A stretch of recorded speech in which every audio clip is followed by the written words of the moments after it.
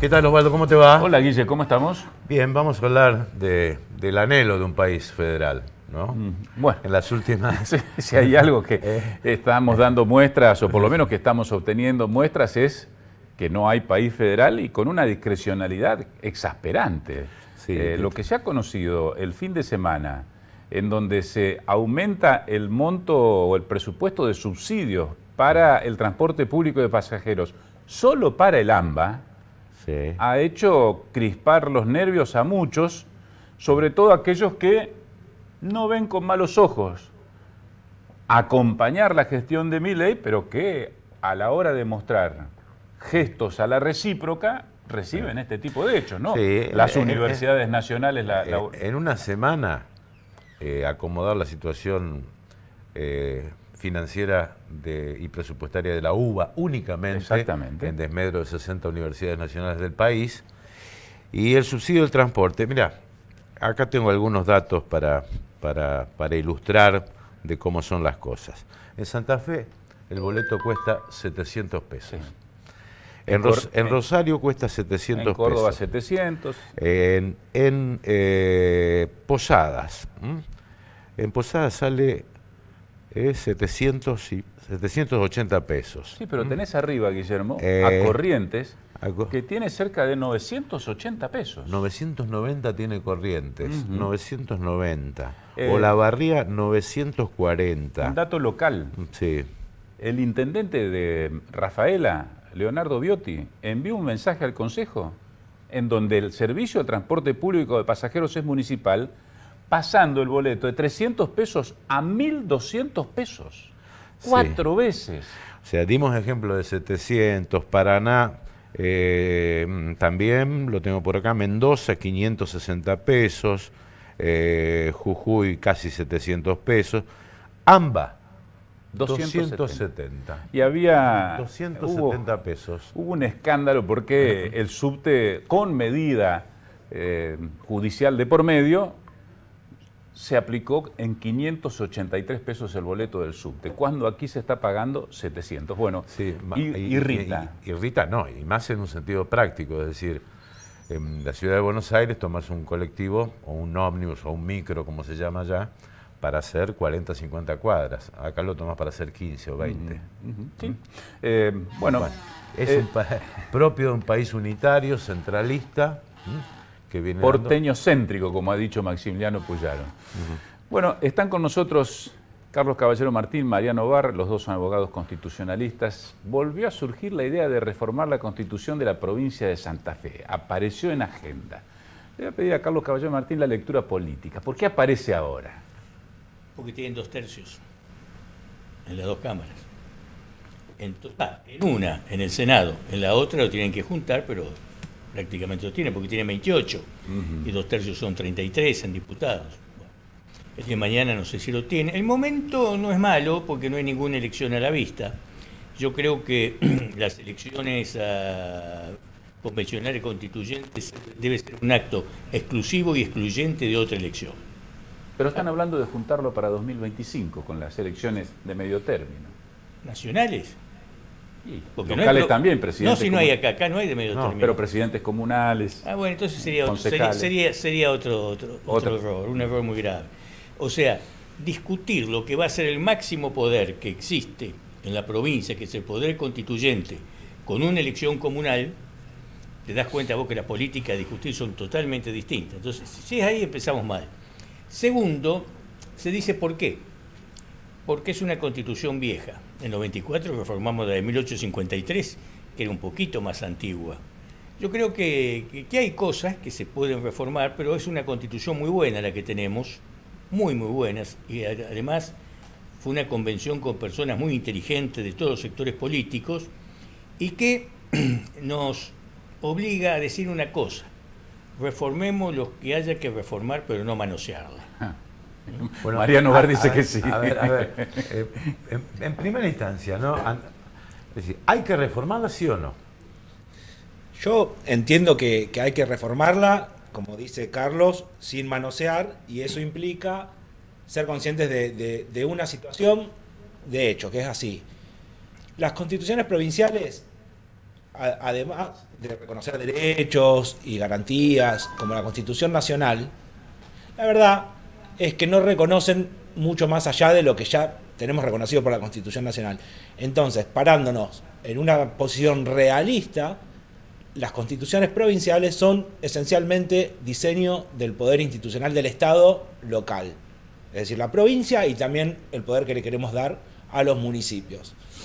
Teniendo esto en cuenta, podemos sacar la parte que es linda discursivamente, que decir, che, no, nosotros vamos a reformar para incorporar tales derechos, incorporar tales otros. La verdad que, como dice Carlos, la Constitución de 1962 de la provincia de Santa Fe, en las cuestiones de derechos y garantías, es una constitución de avanzada. Sí. Hoy diría que no requiere ser modificada. Sí, creo que tiene que modificarse el diseño institucional del poder con algunos institutos que hoy están... voy a poner un par de ejemplos, ¿no? A ver si deben reformarse o no. El que gane una elección se lleva la mayoría absoluta en la Cámara de Diputados. Y el resto se divide en la oposición. Un poquito más que la mayoría. Más. 28. El proyecto original decía 30. Sí, 28 y 22. Las sesiones empiezan el 1 de mayo. Y en la Argentina empiezan el 1 de marzo. Yo le pondría el 1 de febrero. Sí. Los dejas sin vacaciones. Es decir, el Consejo de la Magistratura, que ni más ni menos que un órgano muy clave, el que designa, remueve jueces, cada gobernador lo cambia por ley cuando se le ocurre. Digamos. Ni siquiera, por decreto. Por decreto. Y por decreto. Es decir, no hay cosas que cambiar o no. Sí, lógico. ¿Esas cosas hay que cambiarlas eso, o no? Eso es lo que yo me refería cuando decía que hay que modificar las estructuras de poderes del Estado provincial. Dejar un poquito de lado la discusión de derechos y garantías, que es importante, sí, pero no es fundamental, porque los tenemos reconocidos en la Constitución Nacional, en los instrumentos internacionales de derechos humanos que tienen jerarquía constitucional, y los que no tienen jerarquía constitucional tienen jerarquía superior a nuestra Constitución. Sí. Es decir, estamos blindados, si se quiere decir de alguna manera. Sí, discutamos la distribución proporcional de las bancas de la Cámara de Diputados, porque eso respondía a otra realidad histórica. De hecho, las boletas se votaba gobernador junto con diputados, más allá de que después se empezaron a separar. Bueno, pero eran épocas de golpe de Estado, había que asegurar la gobernabilidad. Pero respondía a otra lógica. El inicio de sesiones respondía a otra lógica. Hay que ayornar todas esas cuestiones. Y por supuesto, Consejo de la Magistratura, darle autonomía constitucional al Ministerio Público de la Acusación, al Servicio Público Provincial de la Defensa Penal, todos esos órganos, pensar esos órganos como autónomos con un blindaje constitucional también es importante. Y es importante sostener que estas mejoras institucionales, y ser sincero con la gente, no le van a cambiar la vida de un día para el otro. Pero las políticas de Estado y las políticas públicas y el diseño institucional que refleja la Constitución aspira a ser un instrumento para gestionar las necesidades y tener un Estado más eficiente y mejor a mediano y largo plazo. Carlos, en tu criterio, ¿qué sería el toqueteo de la Constitución? En el caso del manoseo, perdón. Decir lo que dice, por ejemplo, mira, después del 94 vino una ola de reforma de constituciones provinciales. Se reformaron 10 más o menos. Por ejemplo, derecho del niño. Y te ponen un catecismo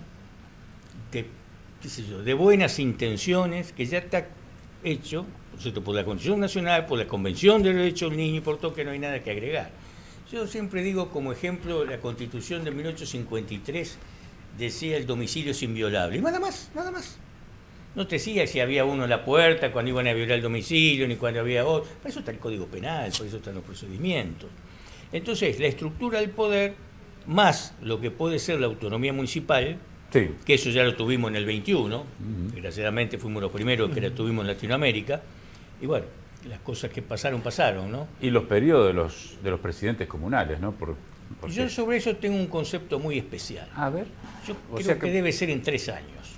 No 4. No, para que no coincida con ninguna elección. Entonces coincidiría una vez con la elección de senadores nacionales. Pero una vez, cada 6.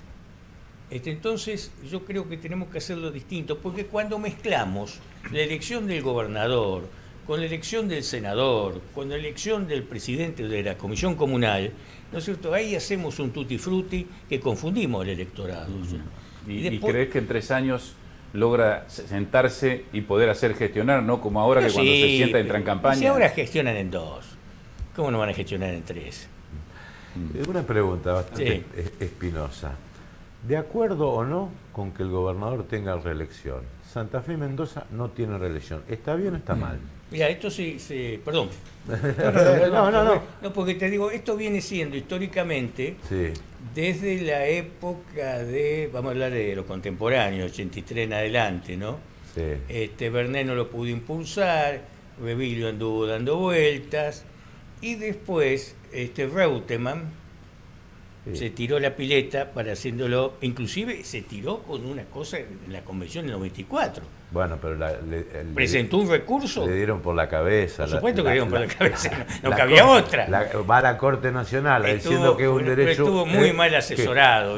Que es un derecho humano, el derecho a la reelección como gobernador, le dijeron que no, su constitución se lo prohíbe. Pero pregunto, la pregunta... Después se hicieron, después se hicieron distintas comisiones. Yo integré una, que me convocaron el gobierno de Lifschitz. Fui con José Manuel Benvenuti, nos convocaron de Santa Fe en su momento, pero solo traba la reelección. En ese momento todo lo trabó la reelección. En el día que no estuve yo, y en la última que se hizo, que fue con el gobierno justicialista, también lo trabó la reelección.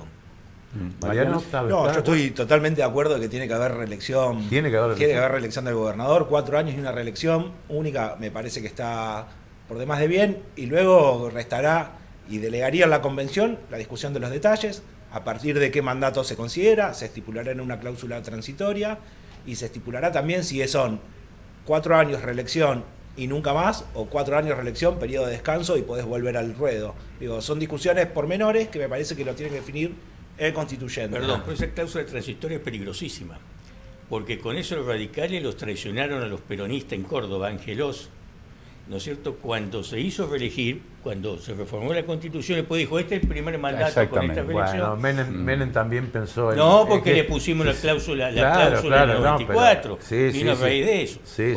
Esto no pase como Rovira a los reeleccionistas. Menem intentó lo mismo en su momento, ¿no? Y si no podía intentarlo porque tenía la cláusula accesoria. Pero Angelos lo logró. Angelos lo logró.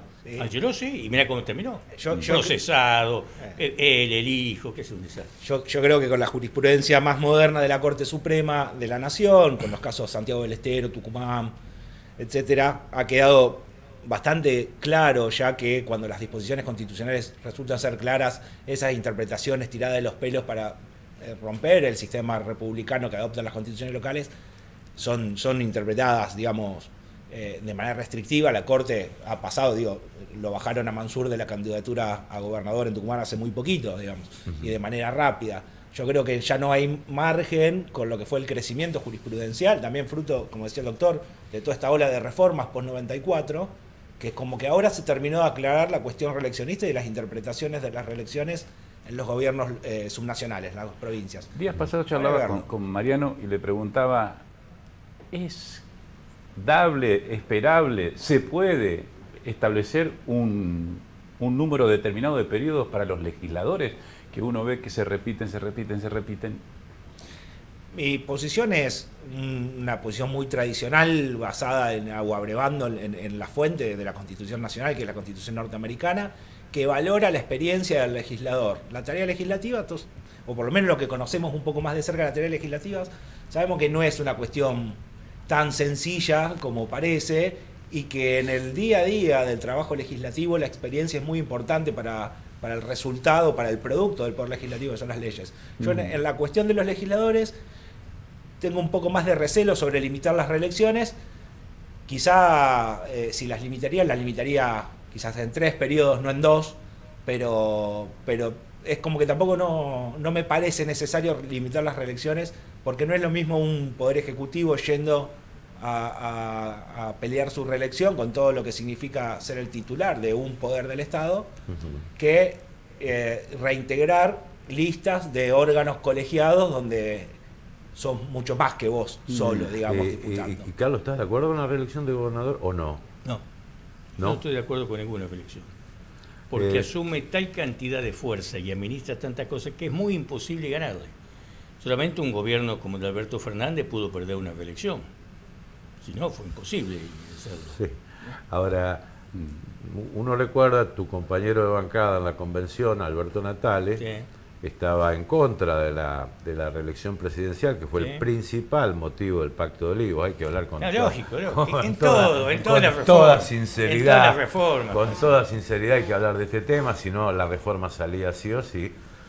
Y bueno, Natali lo que dijo en su momento fue que el presidente, en este caso el gobernador o quien sea, el primer año se sienta para ver cómo está la cosa, para observar cómo... Asentarse en el Para asentarse. El segundo, elaborar los proyectos. En el tercero, bueno, vamos a ver qué podemos hacer. Y ya el cuarto empieza a pensar en la reelección.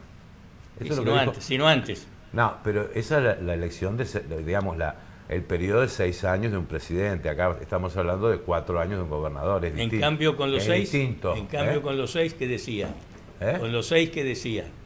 Primero se asentaba, segundo, tercero, cuarto, quinto gobernaba y sexto se preparaba para su retirada. Gobernaba 4 años y el otro 2. Pero no es solamente lo que decía Natale, es solamente las políticas que vos aplicás. Porque cuando tenés un mandato de 6 años, estamos hablando de la nación, ¿no? En un mandato de 6 años, aplicás políticas tranquilas. En cambio, acá tenés que aplicar políticas para que te puedan asegurar la reelección.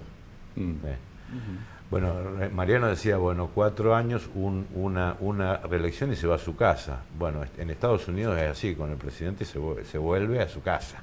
Sí, sí. Y no hay otra... O por lo menos que dentro de la provincia no pueda aspirar a más cargos electivos. Claro. Digo, y en Estados el Unidos... mayor galardón es ese. Los expresidentes forman parte casi honorífica del asesoramiento. Acá en la Nación no fue así. Menem volvió a ser candidato porque pasaron 4 años. Bueno, y también se jugó la de Cristina también. Sí, sí, no implica que no pueda tenerse un diseño sobre institucional los legisladores distinto. otra cosa, yo estoy de acuerdo con él. Ted Kennedy fue senador hasta prácticamente antes de fallecer y le dio lujo a la banca, o sea, es otra cultura cívica, vamos a poner de acuerdo, somos distintos, vamos a ponernos de acuerdo en otra cosa. Pero acá lo que pasa son con los senadores, el problema. Ahí está la cosa. Los diputados no, porque los senadores que han creado feudos, que cuentan con una masa de dinero bastante importante y que en algunos distritos, no Rosario, no Santa Fe, no Castellanos, ¿no es cierto? No Venado Tuerto, parte sí, parte no, pero en otras cosas es difícil ganarle, ¿no? Bueno, gracias por acompañarnos a la visita. Establecemos aquí una pausa, estamos haciendo Par de Haces, enseguida volvemos.